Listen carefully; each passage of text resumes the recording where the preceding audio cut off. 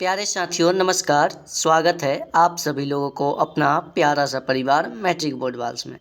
तो प्यारे साथियों, आज मैं आप सभी लोगों को संस्कृत का दूसरा अध्याय जिसका नाम है पाटलिपुत्र वैभवम क्लास 10th का ऑब्जेक्टिव और सारांश करवाने वाला हूँ। कहने का मतलब ये जो चैप्टर है क्लास 10th का संस्कृत का दूसरा चैप्टर है, उसका मैं आपको क्या करवाने वाला हूँ, उसके बारे में बताने वाला हूँ और ऑब्जेक्टिव करवाने वाला हूँ।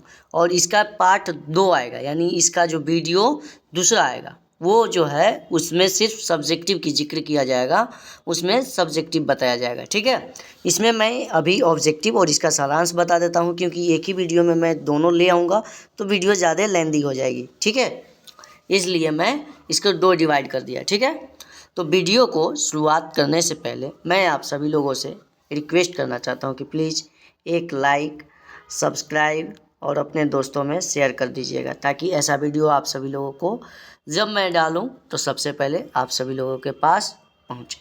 ठीक है, तो प्यारे साथियों चलते हैं, अपनी मुद्दों पे बात करते हैं, बकवास नहीं करते हैं। ठीक है, तो चलिए ये देखिए, समझिएगा क्या बताया जा रहा है, मैं आपको बताऊंगा, ध्यानपूर्वक समझिएगा। तो मुझे लगता है कि और किसी भी वीडियो देखने की आपको ज़रूरत नहीं होगी, बशर्ते थोड़ा सा ध्यान से देखने की ज़रूरत होगी। ठीक है, तो प्यारे साथियों स्टार्ट करता हूँ। ठीक है, पाटलिपुत्र वैभवम, पाठ समझिएगा। पाटलिपुत्र कहने का मतलब सब जानता है, पाटलिपुत्र मतलब पटना, जो कि पहले बिहार की राजधानी थी। बिहार का क्या था? राजधानी। बिहार के राजधानी अभियो है। बिहार की राजधानी कहाँ है? पटना है। बिहार की राजधानी पटना। बिहार की राजधानी कहाँ है? पटना। उसी के बारे में जिक्र किया गया है। ठीक है, इसका सारांश यह है कि बिहार बोर्ड कक्षा 10 की संस्कृत पाठ्य पुस्तक का दूसरा अध्याय है। बिहार की राजधानी पटना प्राचीन पाटलिपुत्र के ऐतिहासिक महत्व, वैभव और निरंतर विकास पर प्रकाश डालता है। ये जो पाटलिपुत्र वैभवम पाठ है वो बिहार की राजधानी प्राचीन पाटलिपुत्र, कहने का मतलब ऐतिहासिक महत्व, वैभव, यानी पटना में ऐतिहासिक, पटना का इतिहास भी है, उसका इतिहास का महत्व बहुत ज़्यादा है, उसका वैभव यानी उसका सुंदरता भी है, और निरंतर विकास यानी उसमें जो पटना का जो है लगातार विकास, ये सब बताया गया है इस पाठ में। ठीक है, और क्या बताया गया है ये देखिए, इसमें यह बताया गया है कि पटना का इतिहास लगभग 2500 वर्ष पुराना है। ऑब्जेक्टिव एक यहाँ से बार बार पूछा जाता है कि पटना का इतिहास कितना वर्ष पुराना है, तो आपको कट से लगा देना है कितना वर्ष? 2500 वर्ष। पटना का इतिहास कितना वर्ष पुराना है? 2500 वर्ष पुराना है। प्राचीन संस्कृत ग्रंथों और पुराणों में इसका नाम पुष्पपुर या कुसुमपुर मिलता है। संभवतः यहाँ पाटल यानी गुलाब के फूलों की अधिक उत्पादन के कारण। समझिएगा, प्राचीन संस्कृत के ग्रंथों में क्या मिलता है? ज़्यादा गंदा हो रहा है ना। प्राचीन संस्कृत के ग्रंथों में क्या मिलता है कि इसका नाम जो है पुष्पपुर या कुसुमपुर मिलता है। क्यों मिलता है पुष्पपुर या कुसुमपुर? क्यों मिलता है आपको पता है? क्योंकि यहाँ पे गुलाबों की खेती ज़्यादा की जाती थी। गुलाब क्या है? एक तरह का फूल है। गुलाब क्या है? एक तरह का फूल है। तो पुष्पों को उत्पादन अधिक होने के कारण इसका नाम पुष्पपुर या कुसुमपुर रखा गया, यानी पुष्पपुर या कुसुमपुर इसका नाम मिलता है। ठीक है, तो ये समझिएगा, क्योंकि पुष्प जो है कुसुम, पुष्प का फूल का पर्यायवाची देखिएगा तो पुष्प होता है, कुसुम होता है, ये सब जो होता है। ठीक है, तो इसी के नाम पे, यानी समझिए ना सिंपल, कि फूल की खेती होने के कारण पटना का नाम पुष्पपुर या कुसुमपुर रखा गया। ठीक है, याद रखिएगा। इसमें ध्यान से देखने वाली बात है कि इसका स्थापना और विकास के बारे में बताया गया है कि मूल रूप से मगध शासक अजात शत्रु ने इसे गंगा नदी के किनारे एक छोटे किले, कौन किला? पाटलीग्राम। कौन किला? पाटलीग्राम के रूप में बनवाया था। बाद में उदयन ने इसे एक पूर्ण शहर के रूप में स्थापित किया। देखिएगा, पाटलीग्राम के रूप में इसे कौन बनवाया था? अजातशत्रु। कहाँ बनवाया था? गंगा नदी के किनारे। अब बाद में इन्होंने, ये किसने इसको पूर्ण शहर के रूप में कन्वर्ट किया, यानी पूरा सिटी के रूप में कौन कन्वर्ट किया? तो उदयन ने। कौन कन्वर्ट किया पूर्ण शहर के रूप में? तो उदयन ने। यह शहर मौर्य, गुप्त और मुगल काल सहित विभिन्न युगों में शिक्षा, समृद्धि और राजनीतिक शक्ति का केंद्र रहा है। शिक्षा करने का मतलब, अभी भी देखिएगा, जो बच्चे बिहार में बोर्ड का एग्ज़ाम दे देते हैं वो ज़्यादा टारगेट करते कि हाँ हम पटना जाके पढ़ेंगे। कहाँ? पटना जाकर पढ़ेंगे। तो पटना क्या है? एक शिक्षा का केंद्र है। पटना क्या है? एक शिक्षा का केंद्र है। उसके बाद समृद्धि, जो व्यक्ति पटना में चला गया वो कभी भूखा नहीं मरता। गांव में भले भूखा मर जाता है, उसका कोई रोजी रोटी नहीं मिलता है, लेकिन पटना में जो व्यक्ति चला गया कुछ न कुछ करके कुछ न कुछ धंधा रोजगार ढूंढ लेता है। और राजनीतिक शक्ति का केंद्र रहा है। कहने का मतलब राजनीतिक शक्ति का केंद्र। जैसे देखिए, वो हाल फिलहाल में बिहार में मंत्री सब लोगों को शपथ ग्रहण हुआ था कल या परसों, तो देख ही गए होंगे कि वहाँ पे राजनीति, जैसे सीएम आवास है पटना में, तो क्या हुआ, वो राजनीतिक लोग वहाँ पे रहते हैं ना, तो वहाँ पे उनका शक्ति जो है जर्जर रहेगी, एकदम मजबूत रहेगी। ठीक है। अगला क्या बता रहा है? विदेशी यात्रियों के वृत्तांत। विदेशी यात्रियों इन्होंने क्या लिखे, वो अपने बारे में, मतलब पटना के बारे में वो अपनों क्या बताए? मेगास्थनीज, फाहियान, वेतसेंग और इत्सिंग। देखिए, वेनसोंग और इत्सिंग ये दोनों एक ही हैं, लेकिन यहाँ पे और करके लिखा गया। ये दोनों क्या है? एक है।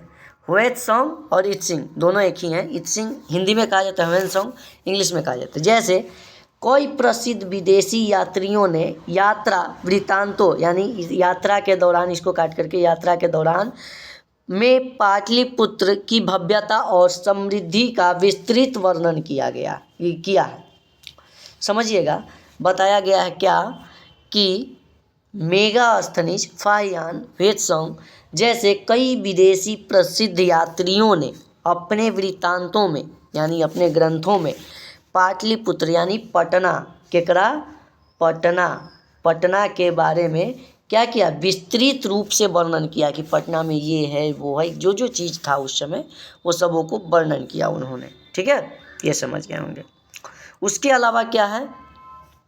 उसके अलावा धार्मिक और आधुनिक महत्व।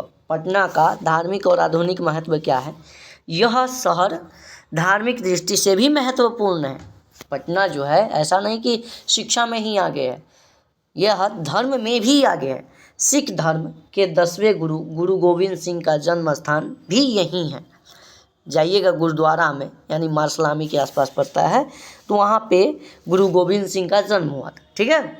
वर्तमान पटना में कई महत्वपूर्ण स्थल जैसे गोलघर, गांधी सेतु, संग्रहालय, उच्च न्यायालय, महावीर मंदिर और बुद्ध स्मृति पार्क आदि आधुनिक पहचान। ठीक है। गोलघर भी सब लोग देख लिए होंगे, गांधी सेतु भी, संग्रहालय भी, उच्च न्यायालय, महावीर मंदिर तो मत पूछिए कि कितने बार लोग देखे होंगे। अरे पटना जंक्शन सब लोग उतरते हैं ना, उसके बगल में देखिएगा महावीर मंदिर है, वहाँ भी जाकर देख लीजिएगा थोड़ा सा। ठीक है। तो ये धार्मिक स्थल भी वहाँ पे बहुत सारे हैं। ठीक है। उसके बाद इसके बारे में संदेश क्या है? हम यह पाठ पढ़ रहे हैं तो इससे हमको क्या सीख मिलेगा? इस पाठ का मुख्य संदेश यह है, मतलब इस पाठ से हमको यह मिलेगा, यह पाठ जो है हमें यह संदेश देता है कि पाटलिपुत्र यानी पटना एक महान और गौरवशाली इतिहास वाला शहर है, जिसे विभिन्न कालखंडों में उतार चढ़ाव देखे हैं। जिसने, कहने का मतलब यह एक ऐसा शहर है जो कि पहले भी, अभी भी और आगे भी यह बहुत सारे उतार चढ़ाव को देखे हैं और देखेंगे। ठीक है। लेकिन यह भी बताया गया है, लेकिन हर युग में इसका महत्व बना रहा है और वर्तमान में भी इसका विकास हो रहा है। पटना में विकास अभी भी हो रहा है। ठीक है। तो ये जो मैंने बताया, ये पाठ का सारांश बताया। क्या बताया था? पाठ का सारांश बताया। ठीक है। इसमें यही सारी बातें जो हैं संस्कृत में लिखा गया है। पाठ में क्या लिखा गया है? संस्कृत में। जो संस्कृत में लिखा गया उसको मैं हिंदी करके ला करके लिख दिया हूँ। क्या कर दिया हूँ? हिंदी करके ला करके लिख दिया हूँ। ठीक है, तो प्यारे साथियों थोड़ा सा मेहनत लगता है दोस्तों, मेरे जिगर मेहनत लगता है। 10 मिनट की कंटेंट के लिए मुझे 2 घंटा तड़पना पड़ता है, बकना पड़ता है, देखना पड़ता है, खोजना पड़ता है, तब मैं आप सभी लोगों के सामने 10 मिनट का कंटेंट लेकर आता हूँ। ठीक है, तो प्यारे साथियों बस थोड़ा सा आप सब लोग को सपोर्ट की ज़रूरत है। ठीक है, अब देखिए ये ऑब्जेक्टिव की दिशा में हम चलते हैं। आइए देखते हैं क्या बताता है। फर्स्ट नंबर क्वेश्चन क्या है? मेगास्थनीज पटना किसके समय आया था? कहने का मतलब पटना, मेगास्थनीज जो है पटना किसके समय आया था? तो अशोक के समय, मुगल वंश काल के समय, चंद्रगुप्त मौर्य के समय, अंग्रेजों के समय। तो हम टिक लगाएंगे, ये जो आए थे चंद्रगुप्त मौर्य के समय आए थे। किसके समय आए थे? चंद्रगुप्त मौर्य के समय। ठीक है, अगला क्वेश्चन क्या है देखिएगा। पाटल पुष्पों की पुतलिका रचना के आधार पर पटना का कौन सा नाम है? पुष्पपुर है? नहीं। कुसुमपुर? नहीं। पाटलिपुत्र है? हाँ है। पटना ये तो आधुनिक नाम है ना। पाटल पुष्प कहने का मतलब पुष्प के पुतलिका के रचना के आधार पे कौन सा नाम रखा गया था? तब पाटलिपुत्र। पाटल पुष्प की पुतलिका के रचना के आधार पर पटना का कौन सा नाम है? अरे ये गलत है रे बाबू। कौन सा है? पुष्पपुर या कुसुमपुर होना चाहिए। क्या होना चाहिए? पुष्पपुर या कुसुमपुर, ये दोनों होना चाहिए। यानी सी में आंसर होना चाहिए ए और बी दोनों। ठीक है, सी में होना चाहिए ए व एवं बी, ए एवं बी, तो ये दोनों होना चाहिए। ठीक है, पाटल पुष्पों की पुतलिका रचना के आधार पर पटना का कौन सा नाम? तो ये पुष्पपुर या कुसुम। ठीक है, अगला क्वेश्चन क्या है? पटना में कमौदी महोत्सव कब मनाया जाता है? कब मनाया जाता था? पटना में कमौदी महोत्सव कब मनाया जाता था? तो ये गुप्त वंश काल के समय में ही मनाया जाता था। मुगल वंश में नहीं मनाया जाता, अशोक और अंग्रेजों के समय में नहीं मनाया जाता था। ठीक है, आगे देखिए। कमौदी महोत्सव किस ऋतु में मनाया जाता है? बसंत ऋतु में, वर्षा ऋतु में, ग्रीष्म ऋतु में? नहीं, शरद ऋतु में। शरद ऋतु में, शरद ऋतु में मनाया जाता है। ठीक है, अगला क्या है? कुटनीतम काव्य के कवि कौन है? तो ये दामोदर गुप्त मौर्य। कुटनीतम काव्य की कवि कौन है? तो दामोदर गुप्त मौर्य है। ठीक है, अगला क्वेश्चन क्या है? सरस्वती का कुलगिरी है किसे कहा गया? कहने का मतलब सरस्वती का कुलगिरी यानी सरस्वती का वंशज कहाँ रहते हैं? कुलगिरी कहाँ रहते हैं? तो पाटलिपुत्र, यानी कहाँ? पटना में। नहीं देखते हैं बड़ा बड़ा वकील, बड़ा बड़ा जज, डॉक्टर, जितना भी है ज्ञानी, मतलब कि महापुरुष सब है, सब कहाँ है? पटना में। ऐसा नहीं कि अलग भी हैं, लेकिन अधिकतर पटने में हैं लोग। तो इसलिए सरस्वती का कुलगिरी कौन सा महानगर को कहा जाता था? तो ये पाटलिपुत्र को कहा जाता था। ठीक है, परिभूतपूर्ण सुंदर अस्थनानम की संज्ञा किसे दी गई? तो ये पाटलिपुत्र नगर को दी गई। किसको दी गई? पाटलिपुत्र नगर को दी गई। ठीक है, अगला क्वेश्चन क्या है? गुरु गोविंद सिंह का जन्म स्थान कहाँ है? गुरु गोविंद सिंह का जन्म स्थान कहाँ है? तो पाटलिपुत्र में। गुरु गोविंद सिंह का जन्म स्थान कहाँ है? पाटलिपुत्र में। प्यारे साथियों थोड़ा सा मैं फास्ट करवा देता हूँ क्योंकि टाइम ज़्यादा हो रहा है। ठीक है, और आप सभी लोग को रिवीजन भी करवाना है।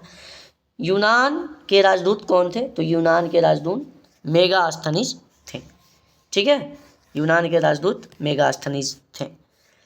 किसके काल में पाटलिपुत्र की सुरक्षा व्यवस्था उत्कृष्ट थी? चंद्रगुप्त मौर्य के समय में, समुद्रगुप्त के समय था, कुमारगुप्त, इनमें से कोई नहीं। तो इसका सही उत्तर क्या हो जाएगा? चंद्रगुप्त मौर्य के समय। ठीक है, अगला क्या है? पाटलिपुत्र वैभव में किस शहर का चर्चा किया गया है? तो भागलपुर, वाराणसी, इलाहाबाद, पटना। क्या होगा? पटना। क्या होगा? पटना। ठीक है, अगला क्वेश्चन क्या है?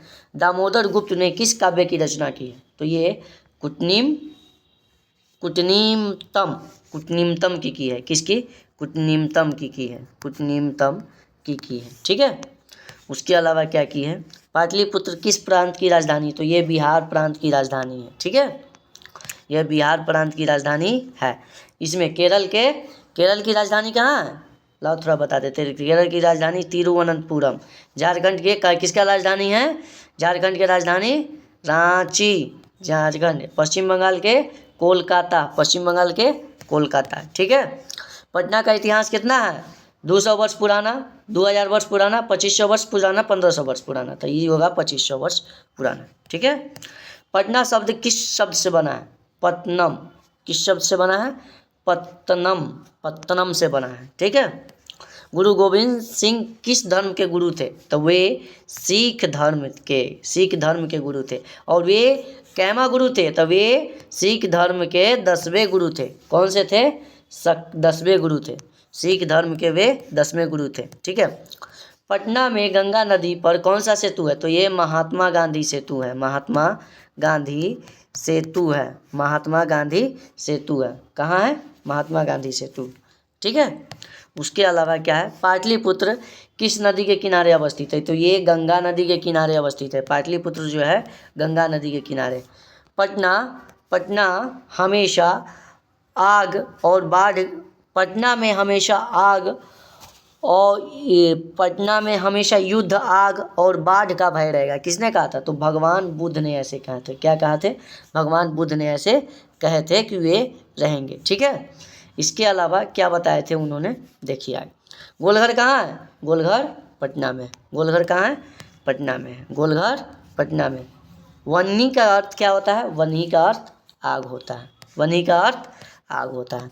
गुरु गोविंद सिंह का जन्म स्थान किस नाम से प्रसिद्ध है? तो ये गुरुद्वारा।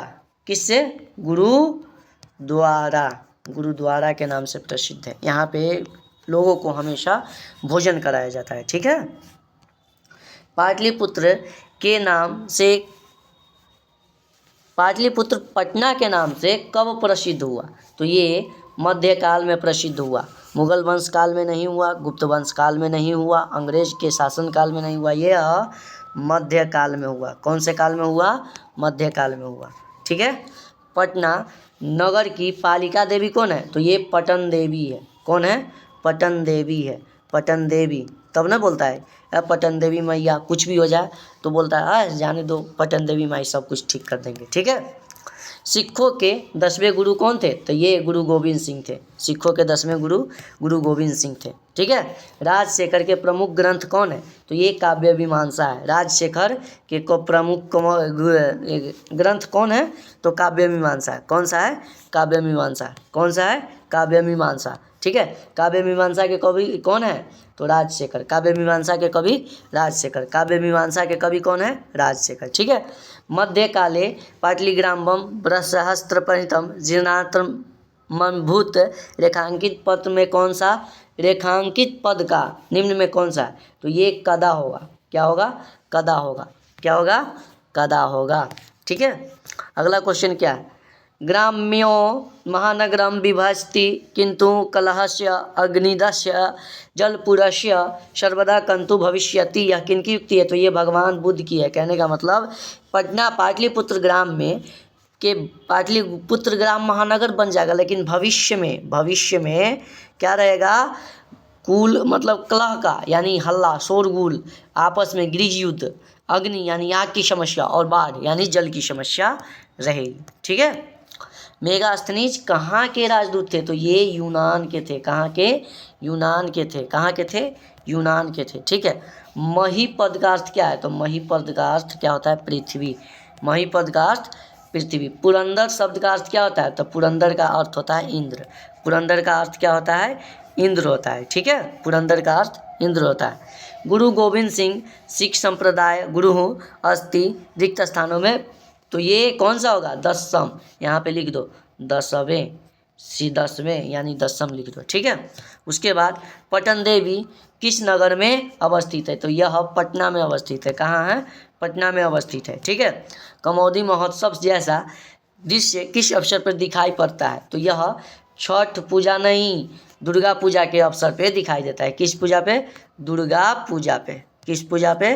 दुर्गा पूजा पे। ठीक है, ये अब मैंने आपको ऑब्जेक्टिव का सेक्शन जो है कंप्लीट करवा दिया, ऑब्जेक्टिव का। अब अगली वीडियो जब लाऊंगा तो वो सब्जेक्टिव का रहेगा। ठीक है, तो अगली वीडियो देखना ना भूलिए। और प्यारे साथियों, मैं आप सभी लोगों से रिक्वेस्ट करना चाहूँगा कि प्लीज़ इस वीडियो को अपने दोस्तों में शेयर कीजिएगा, एक लाइक कीजिएगा, सब्सक्राइब कीजिएगा और हमें सपोर्ट ज़रूर कीजिएगा। यदि यह वीडियो से आपको कुछ सीख मिला होगा तब, यदि कुछ सीख नहीं मिला होगा तो ये सब करने की ज़रूरत नहीं है।